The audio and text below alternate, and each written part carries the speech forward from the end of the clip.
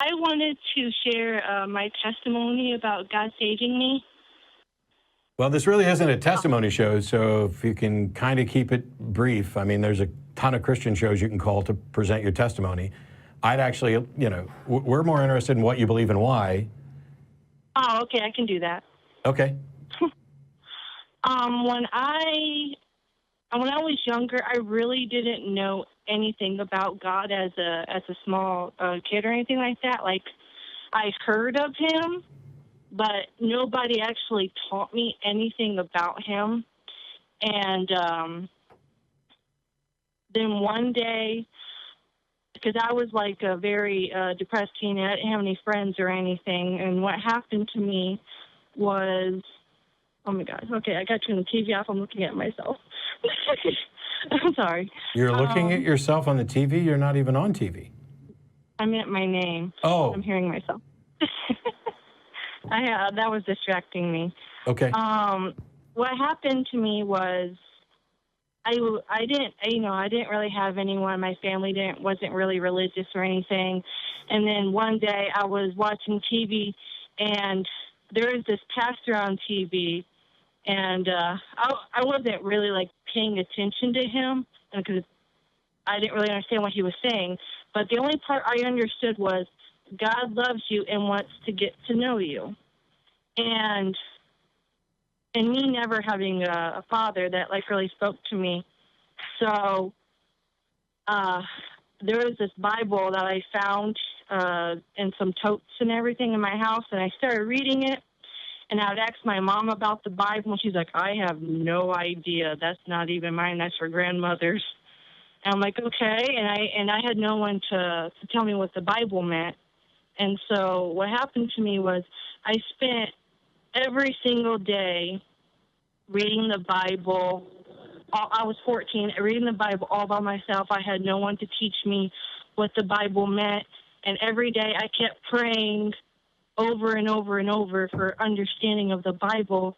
And within 2 months, I learned a lot more than grown-ups do within 2 years of the Bible, because I truly feel like the Holy Spirit was teaching me himself. And I was too young. So first of all, I don't know how much grown-ups learn in 2 years, but it wouldn't surprise me that somebody who spent a couple months reading the Bible would know more about the Bible than most people in church, because most people in church don't spend that much time actually reading and studying their Bible. Mm-hmm. Okay. Mm-hmm.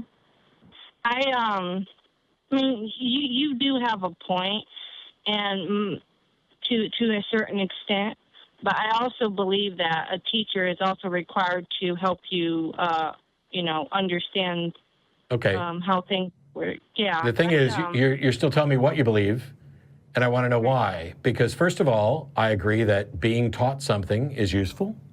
I also know that people can learn things on their own, certain things and certain skills. But at the end of the day, your argument is that you learned true things about the Bible, and that the best explanation for that is that you had to have been taught. You couldn't have come to a correct understanding on your own. And so you believe it was the Holy Spirit who was teaching you, right? Yeah, since I had nobody else. So the first question I would ask is, how do you know that what you understand is correct? Well, 2 years after that, when I finally decided to go to church, I went to my very first youth class, and it was on the day that they were doing a review of everything they learned, like a recap. No, not a recap. Yeah, like where like they read their Bible for like the whole week, and then the next week after that they do a review and say, what did you learn from this and what did you learn from that?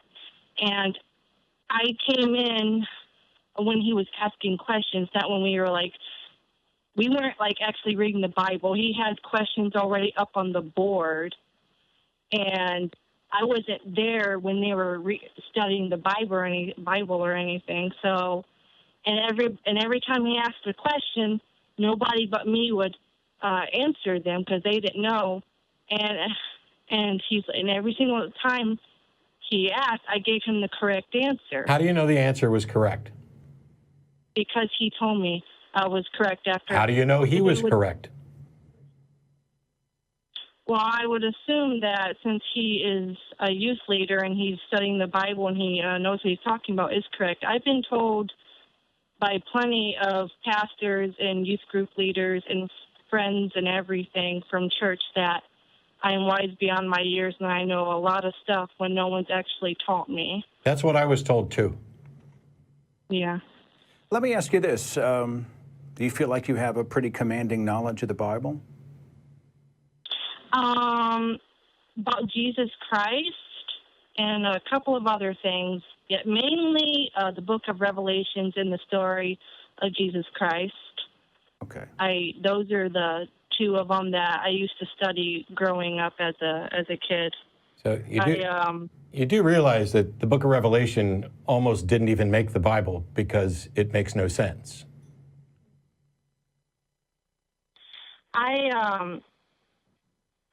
I do listen to Bart Ehrman. Is that how you say his last name? Bart Ehrman? Yeah, him. And Mike Lacona. They're really good historians. I like listening to both sides because I used to question my faith too. Because I used to be like, I don't see God, I don't hear Him, things like that. If I couldn't use my five senses, then He wasn't there. I used to believe that. Can I back you up? Hang on. Let me back you up just a second. So okay. you know some about Jesus, and you have studied the book of Revelation. But you realize that the entire Jesus story is propped up on the notion of original sin, which begins back at Genesis, the first and second chapters. Can you repeat that? The entire Jesus narrative, the reason Jesus had to come to earth to die for the sins of humankind and be the atonement for us, the sacrificial lamb. All of that is predicated upon the story in the Old Testament in Genesis, arguably the most recognizable book in the most recognizable book in the world, Genesis. Who wrote the book of Genesis?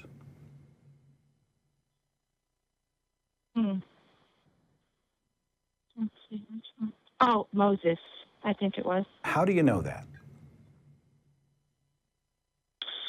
My knowledge is correct. You mean like if because of the Bible says it or because that's... How do you know? Like Dr. Bart Ehrman wrote his books, right? Because he's there to verify authorship. There's a tremendous amount of documentation around the publication of that book that just lets us know for sure this is his material. How do you know Moses wrote the book of Genesis? How'd you get there? Well, I use faith, and I've also listened to, because historians, because there are billions of people on this planet that have died, and unless they had written documents about them, we wouldn't even know they existed. And like Moses. Off topic. Exactly. We have no evidence that Moses was even a real person. And I'm pretty much convinced that Moses wasn't a real person. It reads like a mythic hero. Mm-hmm. The story of being cast aside in the water and then rescued from the water and raised in the land that was oppressing his people and all this. It's a great, narrative, but I have no reason to believe that it's true, and I believe no reason to believe that he wrote anything. But even if I knew for sure who wrote Genesis, and I knew for sure it was Moses, what does that get me? And if you take it on faith that Moses wrote the book of Genesis, what if someone who believed in one of the Hindu texts or who came to you about the Quran and said they took the authorship of the Quran on faith? Would you accept their faith as much as you accept your own? I used to read about these different religions, and I would read about all these people who claim to say why they're not real. And the thing is, some people just, because I read these books that... And let me come back to my question. I don't mean to interrupt you, but if someone came to you with a faith claim for another deity, prophet, holy book, religion, and they were just as convinced as you, and they took it on faith, would you give them as much credence as you give yourself in regard to Moses and the book of Genesis?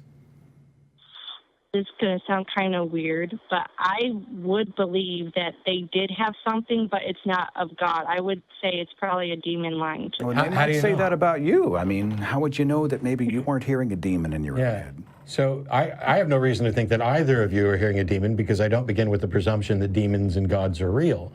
But so you're making a claim, a faith-based claim on behalf of your religion, and here's somebody else making a faith-based claim on behalf of another religion, and here's somebody else making a faith-based claim on behalf of another religion.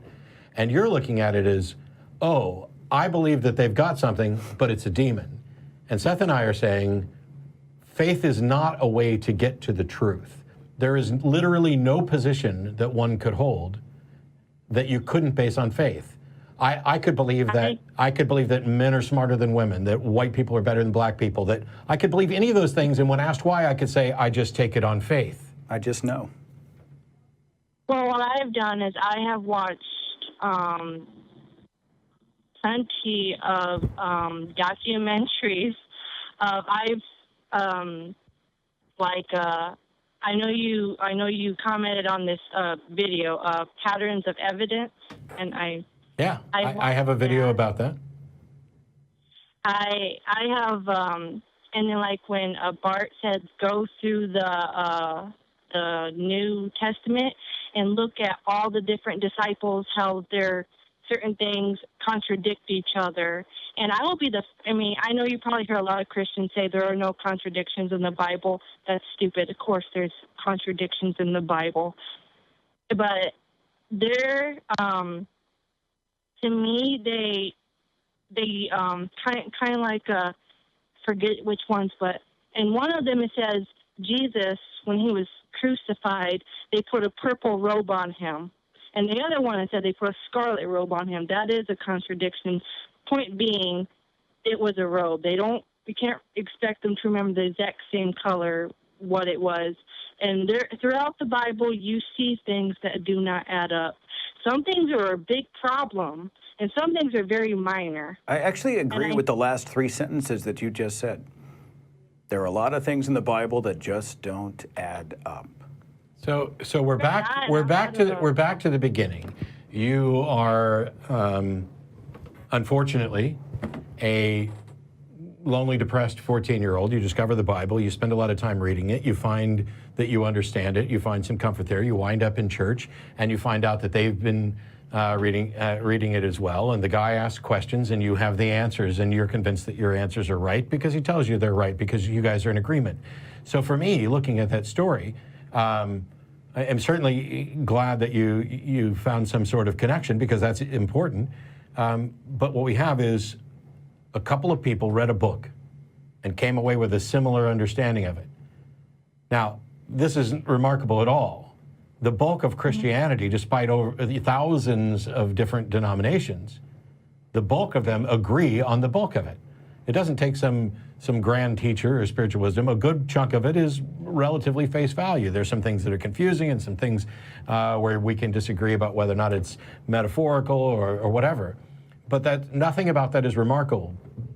Certainly not to the extent that you should consider it good reason to believe that it's true. I do. I understand where you're coming from. I'm not quite sure that you do, and I don't mean that insulting. Let me see if I can clarify this. You mentioned Bart Ehrman and Mike Licona. Now, I've been on stage with both of them, and you talk about them both being good historians. I don't think that that's true. Mike Licona doesn't understand skepticism, doesn't understand evidence, and basically argues for the supernatural because somebody reported that a trash can lid moved across the room, or they saw a ghost, or they got money. Doesn't understand. Yeah, you laughed. I did the debate with him on the resurrection, and this is the case that he presented. Did you really say that? Yes. Google my name and Mike Licona, and you can watch the entire debate. Now, that's not somebody who understands standards of evidence. However, what Mike or Bart has to say about this is irrelevant. The issue is you became convinced that there's a God for some reason, and I'm still trying to find out what that reason is so that I can figure out whether or not you have a good reason, and then maybe I can believe as well, or if you have a bad reason, and I can point out what the problem is. Because my job here is never to prove God doesn't exist. It's to address people's reasons and acknowledge if they're good or object if they're not. I can tell you. I'll tell you the reason why I do believe God exists. I'll clear this up right now. What I would, little introduction. Like I said before, I have doubted my faith, and I didn't see God, stuff like that. I started to doubt him because hardship. But what happened one time was, this is the reason why I have undoubtable, shakable faith that God is real, is because when I was in high school, when I was in swimming class, and it was a free day, nobody, they didn't have to swim, they could do whatever they wanted, and nobody was in the pool but me. And I really couldn't swim, and the pool was built weird. The deeper the pool got, the higher the edge got. So when I could reach up, touch the edge barely with my fingertips. And I don't know if you ever heard of weird pools that are like that, but mine, that was. And I thought I'd, be a little brave and try to swim in the deep end. And I started struggling. And I said, help me. I wasn't yelling it, but I was saying it in a normal voice. And I thought people would come for me. The next thing I know, I'm under the water, and I'm looking up at the surface as it's getting farther away. And I'm just it's very surreal to me. I'm I'm going to drown. I'm going to die. No one's coming for me. And no one did come for me. Nobody jumped in the water and saved me. What happened was I felt this force underneath me pushed me up and over the edge of the pool. I mean, more than half of my body was over the edge of the pool. And when I turned around, because I thought maybe somebody swam underneath me and pushed me out, turned around, looked in the water, there was nobody there. And then I remember I almost lost consciousness, and nobody was coming for me. And I just how do I go from being under the water to over the edge of the pool when it was so high, when I couldn't even touch the edge of it? I mean, it was so high. It was it defies physics or something. And I know it's kind of strange, but Barbara, first, let me start by saying that I'm glad you're safe. That's the most important. I really am. I'm glad that you escaped. How do you know it was God and not perhaps, for the sake of argument, the ghost of someone on your family tree who died long ago, who was there, who came and lifted you out of the water? How do you make the distinction between one or the other?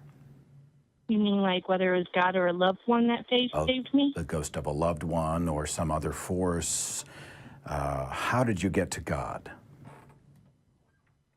This specific God with a proper name, to be honest. Jesus, Holy Spirit. How did you get from, there was a force, there's something I cannot explain, and I found myself on the side of the pool, rescued and alive. How did you get from the force to Jesus? Well, I felt, like I said, I felt something underneath me, and then when I was out of the pool, I felt there was a presence there. It didn't feel like a bad presence. I felt calming and relaxing, and it's I knew. Okay, benevolent presence. I get that. How did you get from benevolent presence to Jesus? I don't. Well, he made him. I know it sounds kind of strange, but he made himself. He makes himself known to me. He speaks to me in my spirit. And I know there's a difference between, because a lot of Christians misunderstand your own thoughts, your own feelings. You think so, but it's actually just feelings in your heart. And then there's in your spirit. You have to decipher which ones is which, or you're just going to think everything's really there when it's not. I just felt like he was telling me it was him that saved me, and I try so hard when later on down the line when I could actually swim, I actually tried debunking that, thinking it was just the force of the water that did it. I did everything I could to try to debunk that, and I couldn't do it. So I just really believe that God was the one that did it, because I was thinking logically. I was like, okay, No. maybe, huh? No, I get the impression. I understand why you're thinking this. Seth's point is, even if we were to accept the story, which frankly I have issues with, I'm willing to accept that you are honestly relaying the story as accurately as you can. But there's a number of variables. There's a number of things that don't make sense. There's also a number of variables involved, especially if you're drowning and your brain's being deprived of oxygen. How accurate you're going to be in actually remembering the events. But with setting all that aside, at the end of the day, you are convinced that something happened to you, something for which we don't apparently have an explanation, and yet you are convinced that the explanation is Jesus because that's what you feel. Right. Now, if that's the case, then you haven't, first of all, I'd say you haven't actually been presented with sufficient evidence to justify your conclusion. But then you have to answer another question. And that is, you have to look at this from not just my perspective or an outsider's perspective, but this, you were in trouble and you asked for help, and Jesus came and pulled you out of the pool. And then provided you with no other evidence that you could relay to anybody.